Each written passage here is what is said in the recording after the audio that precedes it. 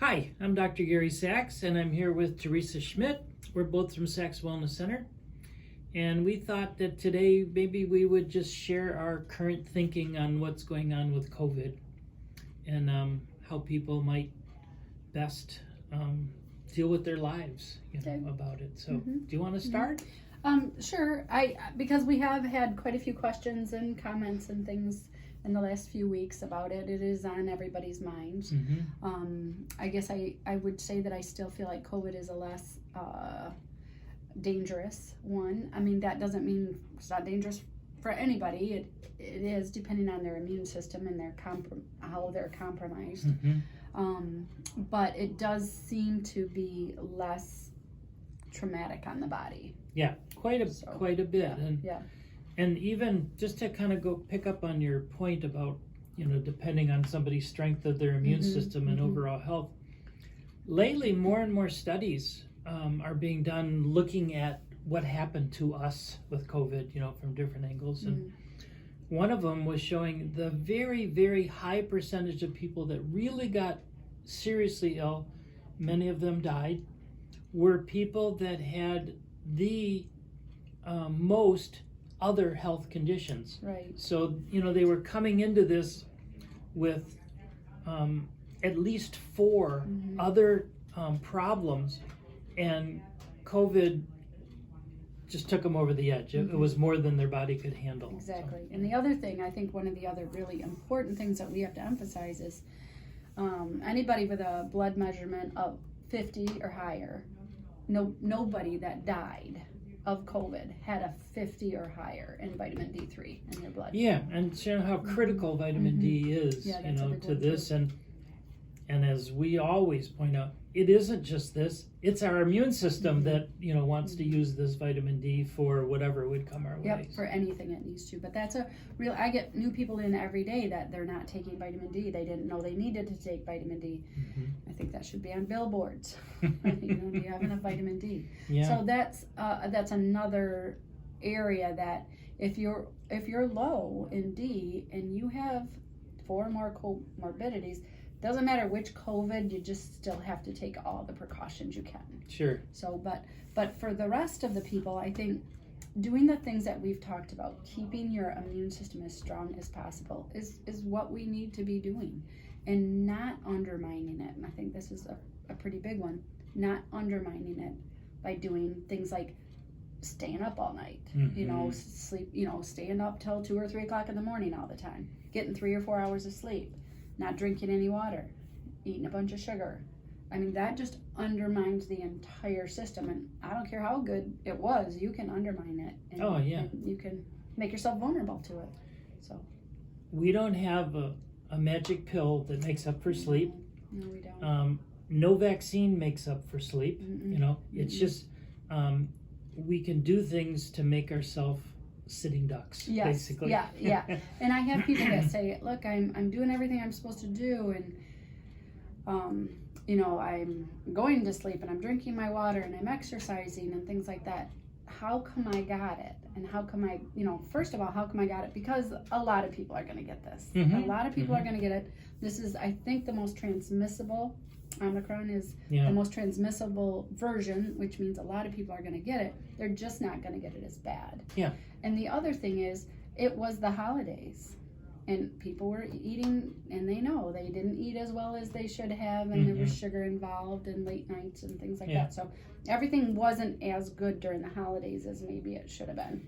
And there are people that kind of track worldwide, what's going on.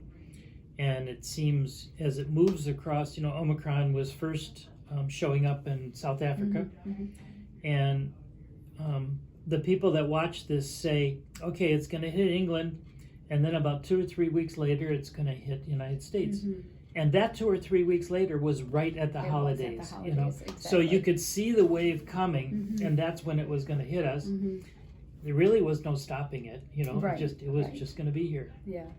So I would just like reiterate, even though it's this one, it's this version of it, we still need to do the things that we need to do to protect ourselves. And it's flu season, so not everything out there is COVID. Not everything's Omicron. there's colds, there's a sinus infection going around right now. There's a lot of other things going around than just this one. So I think what we talk about is, in general, what do we have to do to make make sure our immune systems are as strong as possible. Yeah. So I think COVID served the purpose of waking up people quite a bit to the value of being healthy, you know, what that means. And so when we talk about strengthening your immune system, yeah, you can apply it to COVID, but it's really applying it to your life. Yeah, you know, it's exactly, everything. Exactly, yep. So we want enough vitamin D. Make sure everybody has enough vitamin D.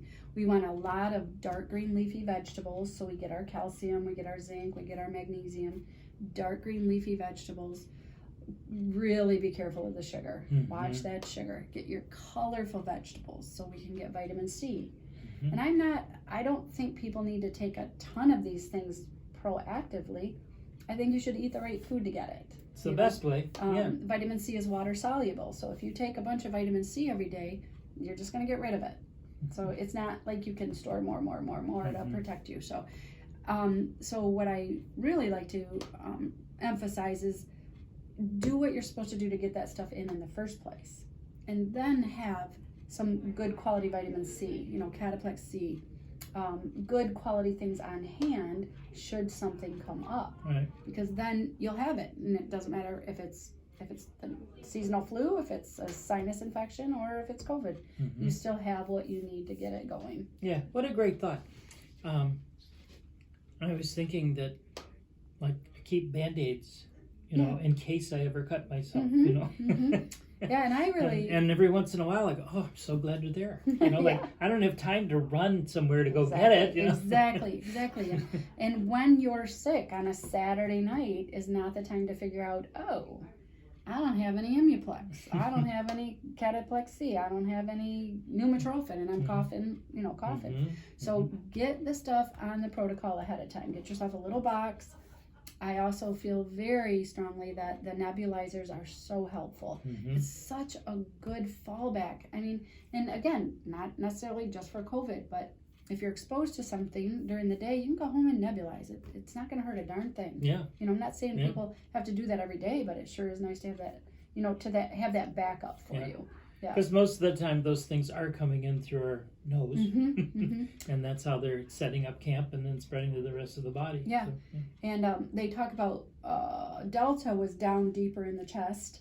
Omicron is up further, but still you want to get that stuff up in the upper sinuses, the frontal sinuses, the maxillary, into this area, and then down into the lungs and bronchioles. And that a nebulizer can do. Yeah. So I think it's just a great tool to have on hand. If you don't use one for 10 or 15 years, great. You didn't need it. But but if anybody in the family or your elderly relatives need it, it's there.